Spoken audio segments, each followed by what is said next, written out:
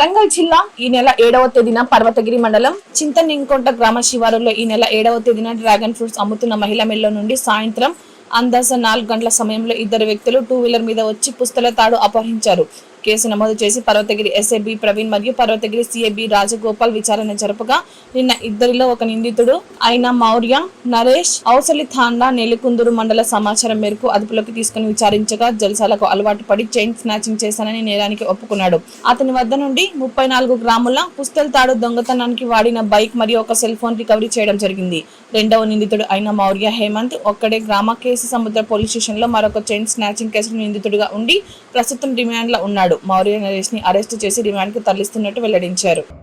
అతను వద్ద ఒకటి పుస్తల తాడు కనిపించడం జరిగింది. ఏంటని విచారించగా మన చింతనింకొండ గ్రామంలో ఈ ఆవిడ నుండి పుస్తల తాడు కొనుక్కోవడం జరిగింది అనేటువంటి అడ్మిషన్ చేయడం జరిగింది.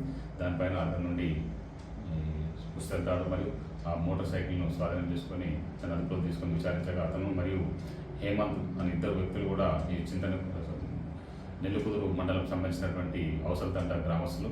వాళ్ళు ఈ లారీస్ లైఫ్ అలవాటు పడిపోయి ఈజీ మనీ సంపాదించిన ఉద్దేశంతో ఇక్కడికి వచ్చేసేసి చైన్ స్నాచింగ్కు అలవాటు పడి ఆ చైన్ స్నాచింగ్ చేయడం జరిగింది. ఇలా విచారించి ఈరోజు రిమాండ్ నిమిత్తం కోర్టు ముందు ప్రొడ్యూస్ చేయడం జరుగుతుంది. Thank you.